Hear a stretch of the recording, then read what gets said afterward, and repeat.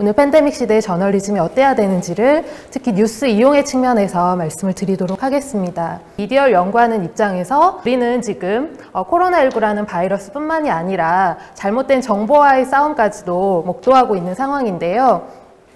그 상황에서 언론과 저널리즘의 역할이 너무나 중요하다는 사실은 아무리 강조를 해도 지나치지 않을 것 같습니다.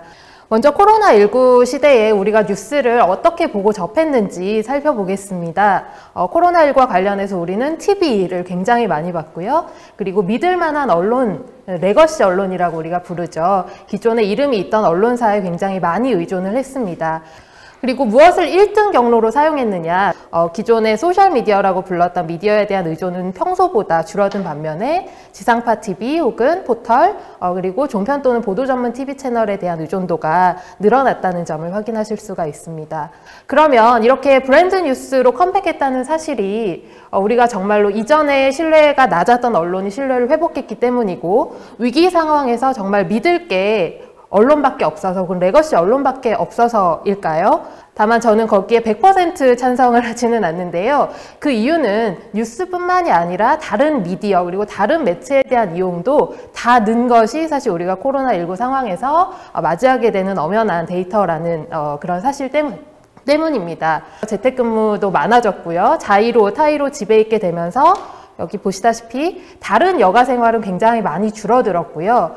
그 대신 집이라는 전통적인 미디어 이용 공간에서 미디어를 통해서 시간을 보내는 그런 비율이 굉장히 많이 증가를 했습니다. 코로나19 시대 때 사실 우리가 정보에 대한 니즈, 그다음에 정보에 대한 적극성이 굉장히 강해졌고 집에 있는 시간이 더 늘어나면서 TV 뉴스를 더 많이 찾아보게 되었다라고 저는 그 결과를 해석하고 싶습니다. 그래서 먼저 이제 다른 매체에 비해서 코로나19와 관련해서 매체를 좀 정확성 측면 그리고 신뢰도 측면 여러 가지 측면에서 평가를 해달라고 요청을 드렸을 때 소셜미디어에 비해서는 TV나 언론사 사이트로 대표되는 포털에 대한 평가가 높은 것이 사실입니다. 코로나19와 관련된 정보 제공의 측면에서는 만족도가 있었지만 내 문제를 혹은 사회의 문제를 해결하는 언론의 역할은 부족했다라고 사실 이용자들은 많이 평가를 하고 있습니다.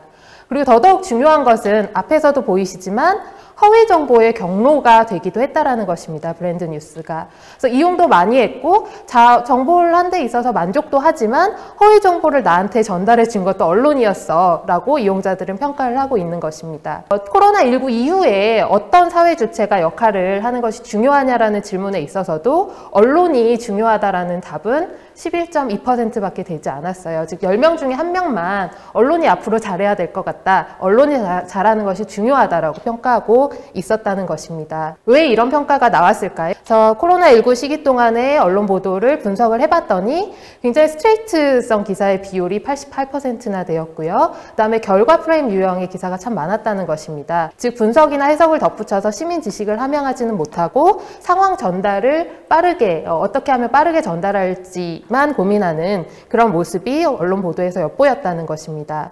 우리는 늘 지적에 익숙하죠. 우리가 보는 언론의 모습은 굉장히 지적을 잘하는 어떤 그런 사회 주체인데요. 코로나19에서도 사실은 그런 모습을 피할 수 없었다. 특히 정파적인 아까 의도에 대해서 말씀을 해주셨었죠.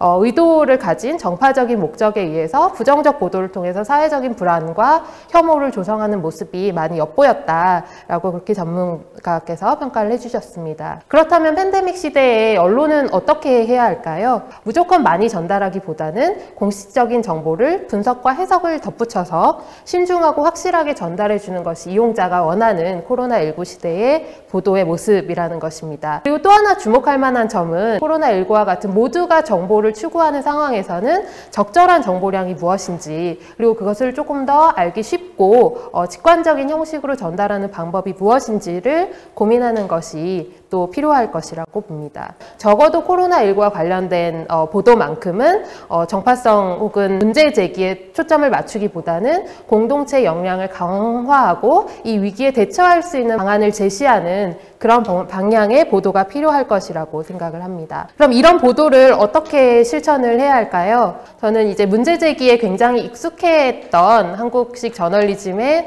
어떤 강점을 잠시 멈추고 문제 해결형 언론의 실험을 좀 해야 된다라고 말씀을 드렸었어요. 문제를 제기하는 것이 아니라 어떻게 해결할까로 초점을 맞추어서 보도를 하라는 것으로 해석을 해라 라고 이렇게 말씀을 하십니다. 즉 어떻게 문제를 증거에 입각해서 구체적으로 접근한 결과를 보도하는 것이 솔루션 저널리즘 혹은 문제 해결형 저널리즘의 첫걸음일 수 있다는 것입니다. 불확실하면 불확실하고 모르면 모른다라고 얘기하고 교차 검증을 통해서 최대한 많은 다양한 전문가의 의견을 구하고 그것을 투명하게 제시하는 것이라는 겁니다. 저는 이 용기가 사실은 코로나19 시대에 굉장히 필요하고도 중요한 덕목이 되어야 된다고 생각을 합니다.